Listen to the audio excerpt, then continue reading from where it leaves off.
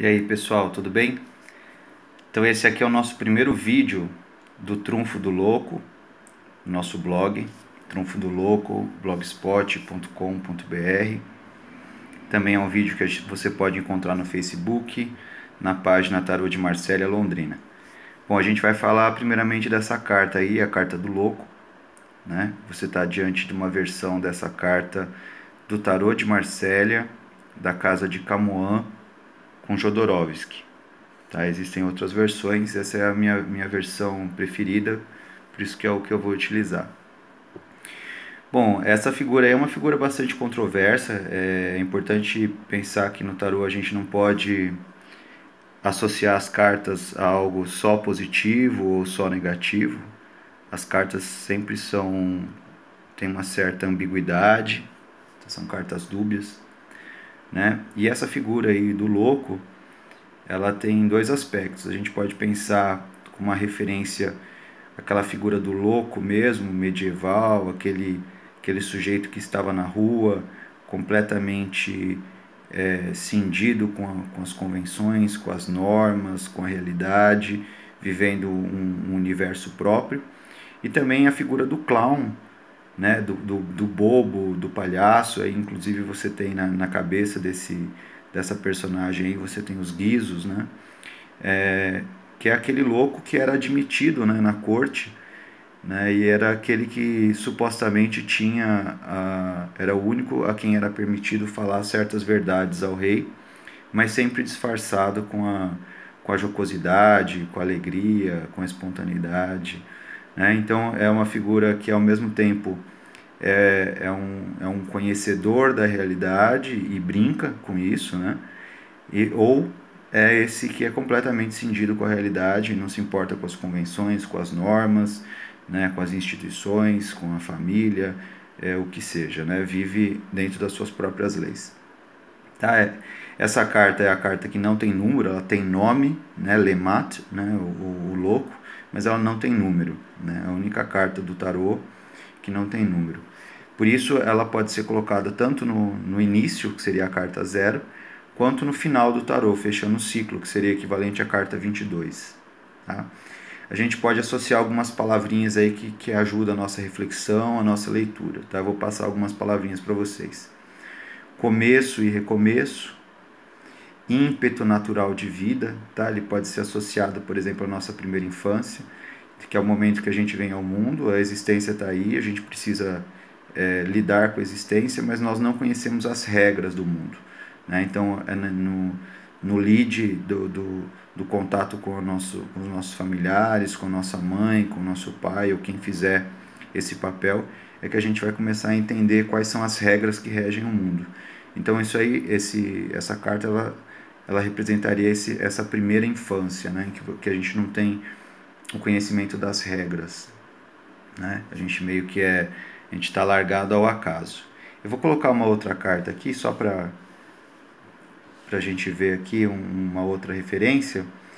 Essa carta aqui é do deck, o Tarô Universal de Waite, tá? Que é uma releitura de um outro tarô muito famoso, que é o Rider-Waite-Smith, de 1910, mais ou menos.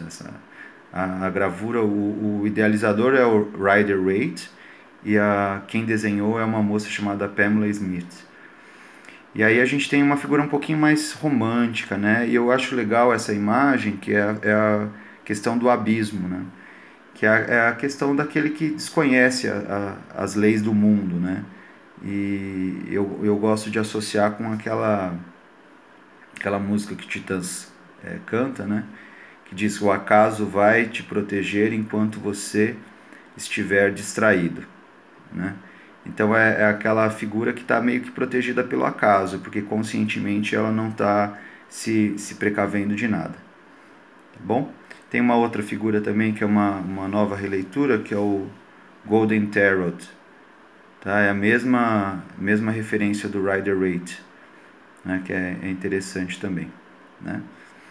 Bom, mas para a gente continuar, a gente pode pensar aqui numa frase de Sartre, né?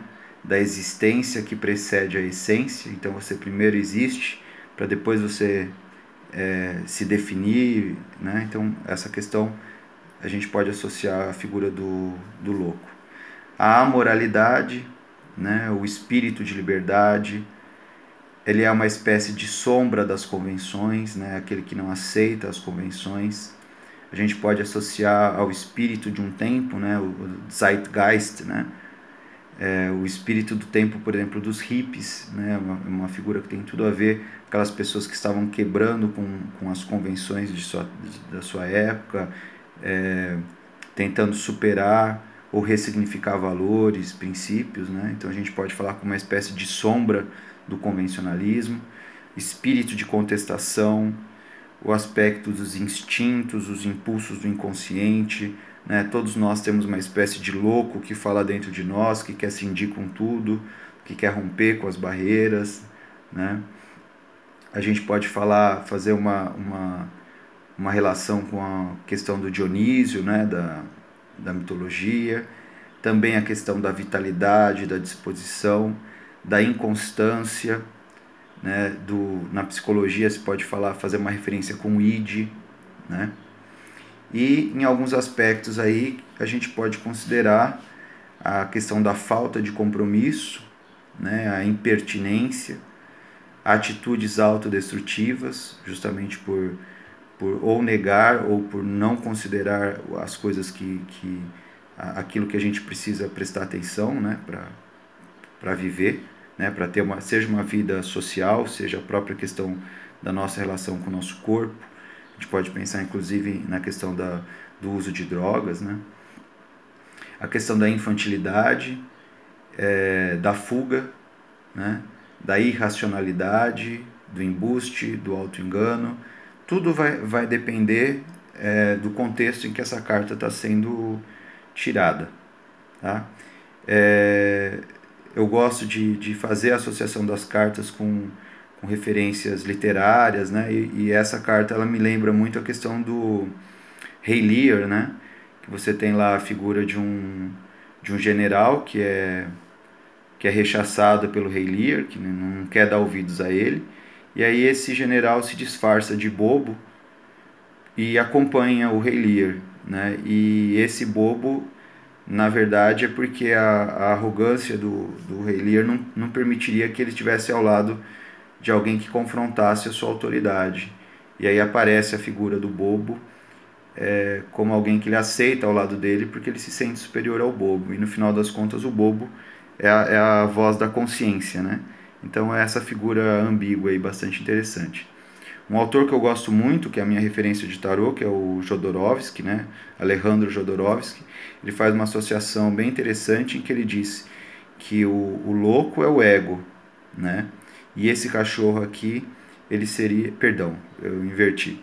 O cachorrinho é o ego, né? Aquele que age no mundo e faz as coisas acontecerem. E o louco seria o self, né? Seria o eu mais profundo. Então, que o ideal seria que nós tivéssemos o eu mais profundo agindo, usando o ego como referência, e não o contrário, né? A gente pode associar também essa carta numa leitura, por exemplo, ao adultério, aos rompimentos profissionais. Então, a pessoa que resolve fazer virar a vida de cabeça para baixo, né? A peripécia, fugir da convenção, então ter uma atitude em que de repente ela rompe com um antigo emprego e começa a fazer uma coisa completamente diferente. A gente pode pensar na figura dos artistas, né, que são obrigados a se reinventarem, a se renovarem, e todas aquelas ações que de alguma forma confrontam o status quo da sociedade, né? Então é uma carta que é uma espécie de sombra na sociedade. É interessante que essa carta no baralho convencional, que todo mundo conhece, vai se transformar no Joker, né? Que é também essa figura controversa, tá bom? Do mais é isso, pessoal. Espero que vocês tenham gostado do vídeo. Se vocês gostaram, podem curtir, fiquem à vontade, pode compartilhar também. E quem tiver alguma dúvida, algum tema aí que queira propor para um próximo vídeo, pode ficar à vontade também, tá bom? Um grande abraço, até mais.